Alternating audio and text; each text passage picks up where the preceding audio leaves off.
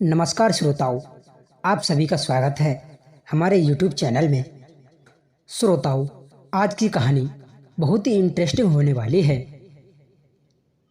आज की कहानी है कर्म का फल। दोस्तों, कर्मों का फल हमारे लिए अवश्य मिलता है। जैसे भी कर्म किए होंगे वैसा ही हमारे लिए फल मिलेगा। आधुनिक होने के चक्कर में इस सत्य को मत भूल जाना मित्रों। श्रोताओं, हम अपने मानव जीवन में जैसे कर्म करते हैं हमारे लिए वैसा ही फल इस जीवन में भुगतना पड़ता है। लेकिन श्रोताओं, हम इस बात को समय से समझ नहीं पाते और जब तक हम समझ पाते हैं तब तक तो बहुत देर हो जाती है। श्रोताओं, हमने जो भी कर्म किए हैं उनका परिणाम क्या होगा ये मालूम होता है तब तक तो समय बहुत अधिक बीत चुका होता है। ये कर्म कितने प्रकार के होते हैं? श्रोताओं, आज की वीडियो में हम कर्म के बारे में ही बात करेंगे। आखिर ये कर्म होता क्या है और कैसे किया जाता है। श्रोताओं, वीडियो को शुरू करने से पहले आप सभी से मेरा निवेदन है, यदि आप लोग चैनल पर नए हैं तो कृपया करके चैनल को सब्सक्राइब कर लें, क्योंकि बंधुओं, हम अपने चैनल पर रोजीना ऐसे ही ज्ञानवर्धक और मोटिवेशनल वीडियो लाते रहते हैं। तो चलिए मित्रों, शुरू करते हैं आज की ये प्यारी सी वीडियो। मित्रों, हमारे भारत में महापुरुषों ने कर्म के बारे में कई स्रोत किए हैं और हमारे लिए प्रेरणा मिलती है। हमारे पुरातन धर्मशास्त्रों में भी कर्म के फल को बहुत ही विस्तार रूप से विवरण किया गया है। उनके अध्ययन के अनुसार ये जो कर्म होते हैं ये 3 प्रकार के होते हैं। पहला कर्म है प्रिय मना कर्म। मानव जीवन में नित्य प्रति जो कर्म सुबह उठने से लेकर दिन भर कुछ भी क्रियात्मक कर्म किए जाते हैं उन्हें क्राम कर्म कहा जाता है, क्योंकि इन कर्मों के करने से मानव जीवन में गतिमान रहता है और उनके कर्म का लेखा जोखा होता रहता है। क्योंकि मुर्दा या निर्जीव वस्तु ये कर्म करने में सामर्थ नहीं हो सकती। नित्य प्रतिदिन कर्म करना हर जीव का कर्तव्य है। दोस्तों, कोई व्यक्ति अपनी बुद्धि के अनुसार कैसे भी कर्म कर सकता है, लेकिन श्रोताओं, ये ब्रह्मांड उसके कर्म और उसके जीवित होने और उनकी गतिशील आत्मा के होने के का आभास करता है। इस प्रकार के नित्य कर्मों को करने वाले का फल साथ ही साथ प्राप्त हो जाता है। जैसे कि आप भोजन को ग्रहण कर लेंगे तो आपकी भूख स्वतः ही शांत हो जाएगी।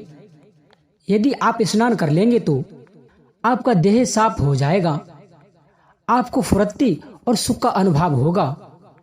दोस्तों, इन कर्मों को करने के लिए आपको किसी अतिरिक्त शक्ति का उपयोग नहीं करना होगा। जैसे कि दिन भर की इस थकान के बाद आपको निद्रा अपने आप ही आ जाती है।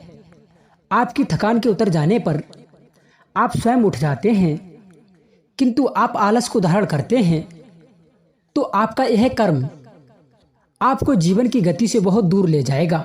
आपको इसके दुष्परिणाम भी भुगतने पड़ेंगे। इस प्रकार से किए जाने वाले कर्म प्रिय मना कर्म कहलाते हैं। श्रोताओं, ये बात निश्चित हो चुकी है कि आपको जीवन में आगे बढ़ने के लिए आपको अपने कर्म करने ही पड़ेंगे। श्रोताओं, कुछ कर्म ऐसे भी होते हैं जो कि हम करते तो हैं, लेकिन हमारे लिए उस समय ये ज्ञात नहीं हो पाता इन कर्मों का परिणाम क्या होगा। इस प्रकार से हम कुछ ऐसे कर्म भी करते हैं जो हमारी दृष्टि से बिल्कुल सही और सटीक होते हैं, किंतु प्राकृतिक समाज एवं अन्य प्राणियों के दृष्टिकोण से नहीं होते हैं। हम अक्सर ये सोचते रहते हैं हमने जो भी किया हमारे लिए उसका अच्छा ही परिणाम होगा, लेकिन श्रोताओं, कई बार ऐसा नहीं होता है और हमारे लिए अपने कर्म करने की सोच में परिवर्तन लाना ही होता है। इस प्रकार कर्म करते हुए कुछ ऐसे कर्म भी होते हैं जो कि हमारे चित्त की अंतरात्मा में जाकर एकत्रित होते हैं। साथ ही उन कर्मों का हमारे चित्त में विद्यमान हो जाता है। जब तक हमें अपने इन कर्मों को फल प्राप्त नहीं हो जाता वह कर्म हमारे चित्त में ही समाये रहते हैं। इस प्रकार के कर्मों को संचित कर्म अर्थात संचय कर कर्म कहा जाता है। तीसरा कर्म है प्रारब्ध कर्म। जब हमारे कर्म उस दिशा की ओर ले जाते हैं जहाँ पर हमारे कर्म हमारे लिए पूर्ण रूप से फल देने के लिए परिपक्व हो चुके होते हैं, तभी इन कर्मों का फल हमारे लिए मिलता है। इस प्रकार के कर्मों को प्रारब्ध कर्म कहा जाता है। इस प्रकार के कर्म हमारे अंतरात्मा में काफी लंबे समय तक एकत्रित रहते हैं और लंबे समय तक हमें इस कर्म को करना पड़ता है।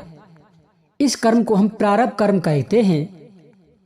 दोस्तों, इस प्रकार के कर्म हमारे अंतर्मन में लंबे अंतराल के लिए एकत्रित रहते हैं। ये कर्म कई दिन, कई महीने व कई वर्षों तक अर्थात 15 साल, 30 साल, 50 साल या कई जन्मों तक हमें इस कर्म को करना पड़ता है, जब तक कि ये हमारे भीतर ही विद्यमान रह जाते हैं।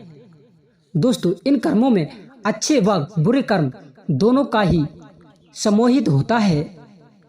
जिस प्रकार से हम अपने दैनिक जीवन में एक ही दिन में कई प्रकार के कर्म कर लेते हैं, जिसमें से कुछ कर्म हमारे संचित कर्मों में समाहित होकर अनंत काल के लिए विलीन हो जाते हैं। इस प्रकार से किए गए कर्म, इनका एक बड़ा भाग लाखों की संख्या में संचित कर्म एक विशाल समूह का रूप धारण कर लेते हैं। इस तरीका से हम विचार करें तो हम पाएंगे कि अपने एक मानव जीवन में लाखों संचित कर्मों को एकत्रित कर लेते हैं।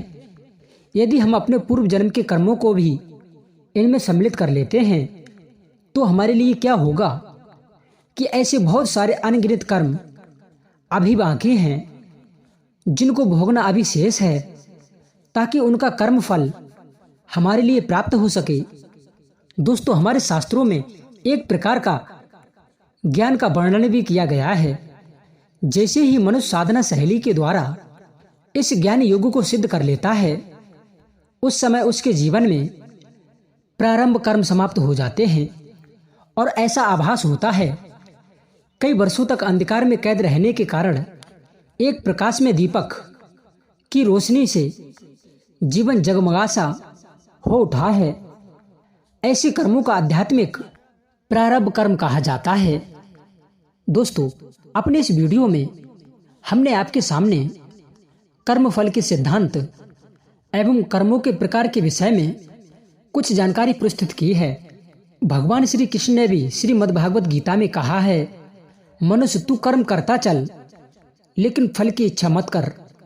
यदि तू अपने कर्मों पर सटीक रहेगा तो भगवान तुझे उसका फल अवश्य ही देंगे। मित्रों, कैसी लगी ये कहानी हमें कमेंट के माध्यम से बताएं और मिलते हैं हम आपको नेक्स्ट वीडियो में। तब तक के लिए जय श्री कृष्णा।